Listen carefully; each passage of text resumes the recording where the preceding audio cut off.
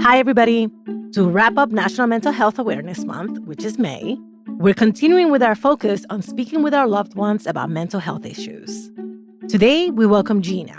Gina has achieved all the educational and professional milestones her parents dreamed of for her. But her new job began making her feel like an outsider with her peers and her family. This disconnect took a big toll on her mental health, and explaining it to her parents turned out to be extremely challenging. Let's get into it. My name is Gina Moreno. I'm a first-generation Mexican-American from the border town of El Paso, next to Juarez, Chihuahua. I'm a content creator, and growing up, I called my mom Mamí and my dad Papí. I do have an engineering background, so as I've navigated my career and lived in Seattle, for example, and Missouri, I've come to realize that not only am I a minority when it comes to, being out in the streets, but when it comes to my work, I've been 2% of the Latinas in engineering and in tech. As time went on that I started my full-time job, my mental health started declining just because of the disconnect I felt. I just felt like I had really high expectations for my job based on my parents' beliefs. Like their whole dream was for me to go to school and have a good job, and that was very unhappy with it. I was working in a company that, was very competitive. And I think it was a time where I felt so much imposter syndrome and doubt in myself because of the way my friends talked about their experiences. I became really close to this person that was working with me. He would share how he was the person who grew up with less money out of his circle. And I was like, oh, okay. And so then he ended up showing me the house where he grew up. And I mean, for me, it was like a mansion, right? And I was like, boy, don't talk to me about that. Coming from a low income background and having a new salary and a new circle of people that had grown up way more privileged than me, it was understanding okay, well, I guess I don't precisely belong to my low income community anymore. And I don't precisely hold all the values that my Mexican immigrant parents have, for sure. But I also don't hold all the privileges or even the lifestyle that some of my new friends had. And I don't necessarily completely relate to that. Yeah, I think it was a time of feeling really lost, just not really understanding who I was and what I stood for. And I would joke around because it was my midlife crisis or quarter life crisis, right? And it translated to pretty much losing interest in everything that I once was passionate about. I started therapy right around the same time frame. So it was not because I had reached this point of really poor mental health. It was actually even before I reached that point. So when talking to my parents, I would kind of just say I feel like I'm not happy with some areas of my life. I think that's as far as I would go. I felt guilty because it always goes back to well, they did all of this for me to speak the language, to be in this country, and you're not happy. I don't think they would get it, right? I think my worst fear of talking to my mom about it was her telling me what my inner critic was already saying.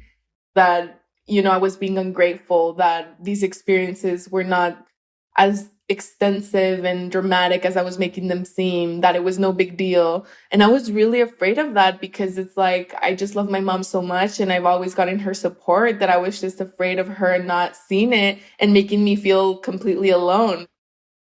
As I was living through this, in my effort for her to understand what I was going through, not just in the negatives, but also in the positives, right? And the new lifestyle that I had acquired with meeting these important people, traveling, going to nice restaurants, I would try to push her to do different things, right?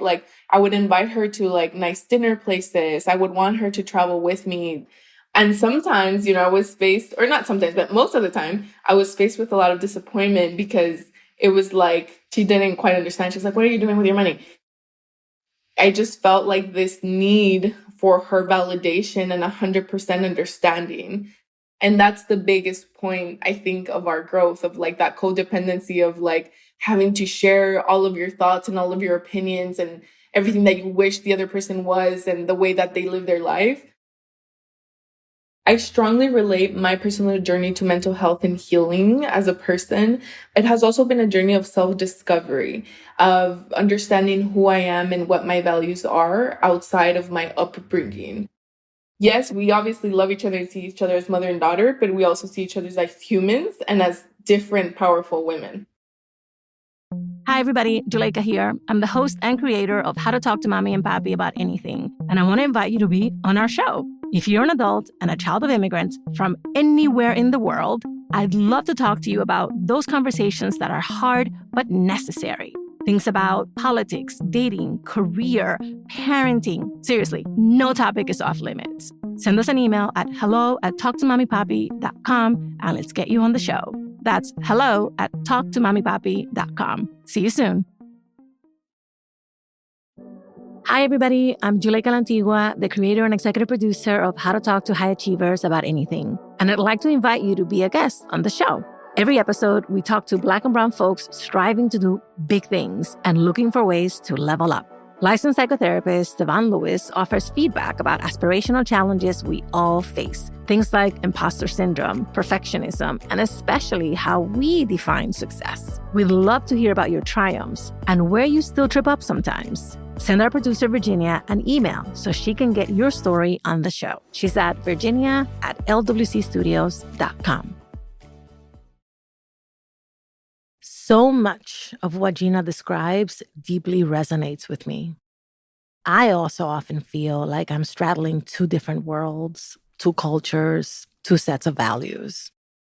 After a lifetime of this and lots of therapy, I've come to see it differently, more like a badge of honor. Most of the time, I now feel at home in the in-between. But Gina's story reminds me of how mentally and emotionally taxing navigating these feelings can be.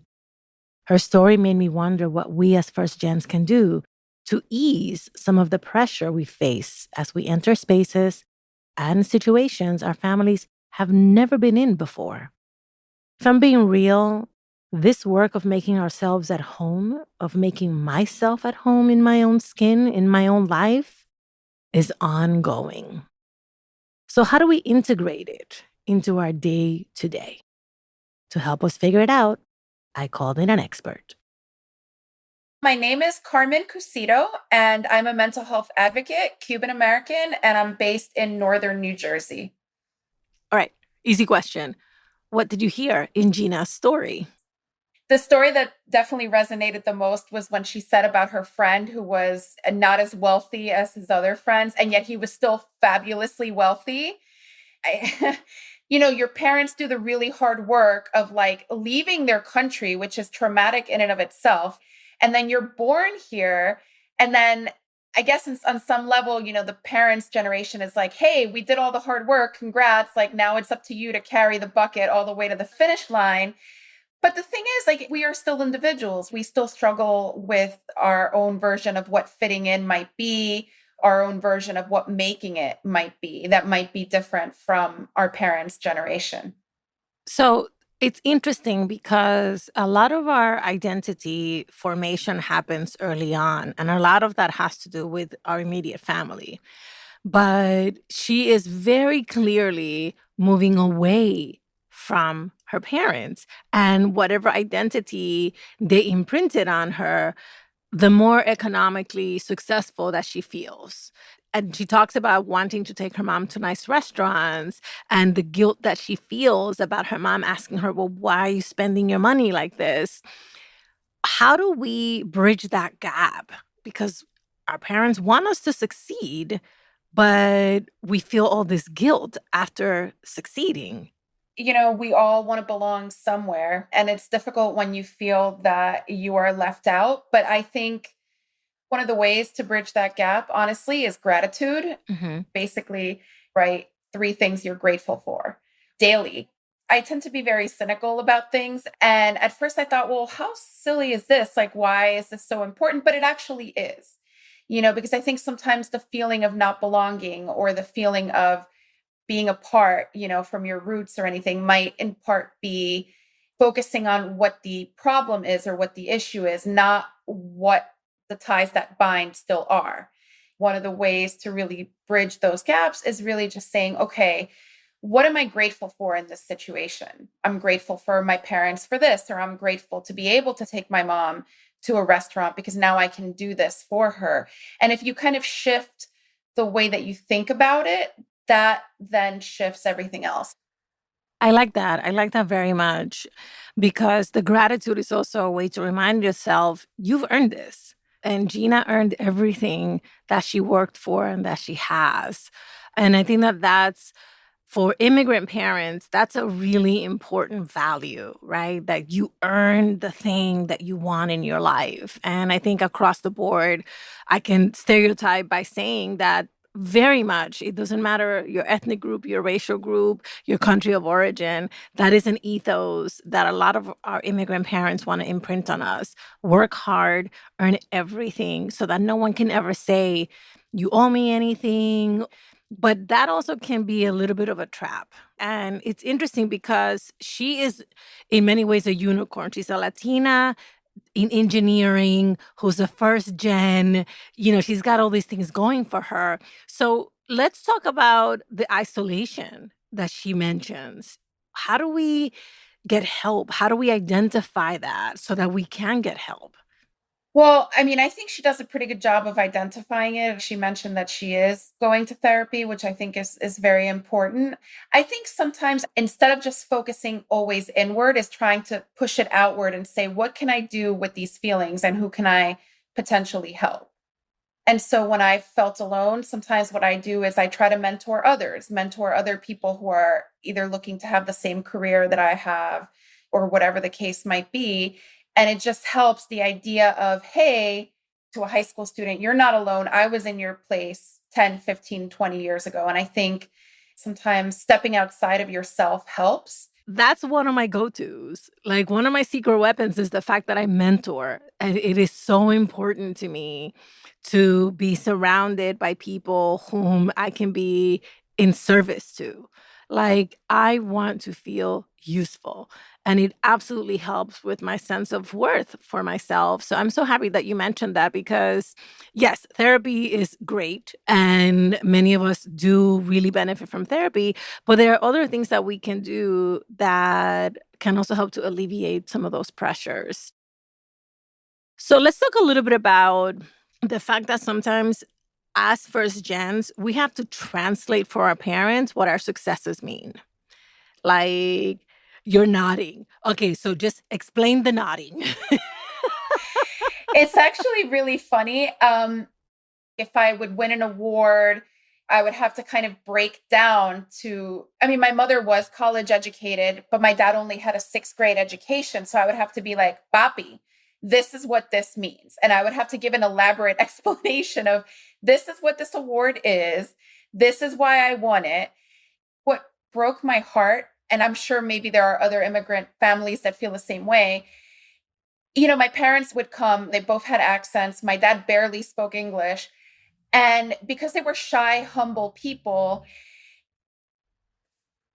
bringing them to places like Columbia University or every other place that I brought them, they were like, we're proud of you, but like, do we belong here? And I'm like, of course you belong here, because if it wasn't for you, I wouldn't be here. Yes. So I went through that with my mom. My mom is the hardest working person I've known in my entire life. And she would often come to campus and be constantly checking what she looked like, or she wouldn't eat too much food, or she would try not to take too much space. That was the case for like 4 years until I ended up being selected as a Fulbright scholar, one of 2 people. And the president of the university had a private reception for the families. So my mother was there in the president's conference room with 20 people max saying, they organized this for you? And I said, for me and for this other student. She was so overwhelmed by the thought that the president of a university would honor her daughter, right? It's that sense of belonging. It's interesting because as first gens, we feel like I am prepared to walk into any space and put in the work, but I belong in any space. And for many of our parents, just getting into those spaces, just knowing that those spaces exist, you know? And it goes back to gratitude, right? So it's about us extending some of these privileges to our parents, allowing them to partake, allowing them to be present for these things as a way to thank them. Anyways, let's go back to Gina. Okay, Carmen. Yeah. For first gens like Gina, is the work of fitting in with big ass air quotes ever done? I think the more you get comfortable with yourself and the more you get comfortable with your experiences, the more you don't feel like an outsider as much or anymore. So it's about acceptance. Yeah. And I'll bring it back to gratitude also, because Gina did the work. Like, her parents did the work, but she's also making them proud with everything she's done. And that's something to be proud of. That's ultimately, not to sound cheesy, but that's the story of America. That's our story of people working really hard and then your children honoring the work that you did by also working hard and also doing amazing things with their lives and their careers. So I want to make sure that we don't confuse gratitude with acceptance of what we're offered.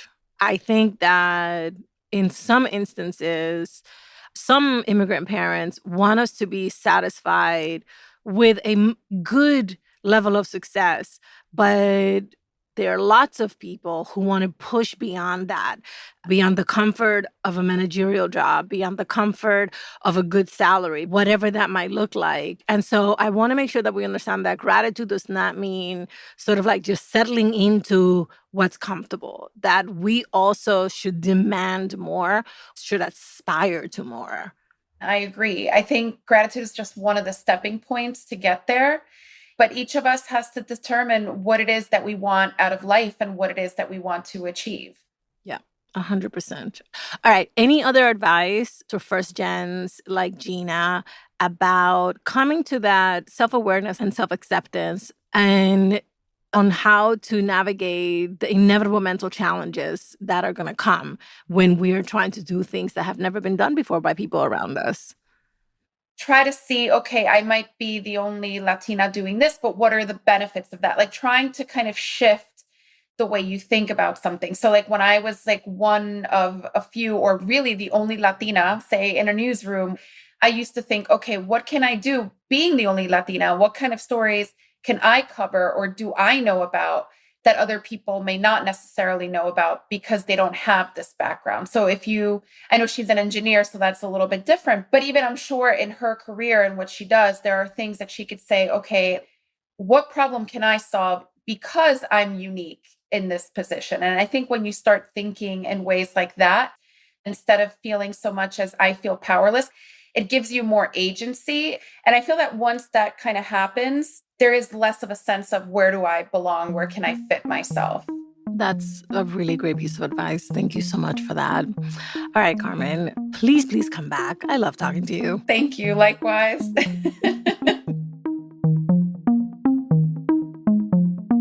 All right, here's what Carmen taught us today. Make a gratitude list. Seriously. Doing so gets you in the habit of acknowledging what's present and working in your life and relationships. Recognizing what you have going for you instead of only focusing on what you're missing helps foster a sense of belonging. Focus outwardly. When feeling isolated, look around you and find intentional ways to be of service. Taking the initiative, reaching out, and offering help is a great antidote to feeling disconnected. And remember, Accept and embrace your uniqueness. Your differences are not flaws or deficits. What you cannot change about yourself is also what gives you an edge. Embrace it as a superpower.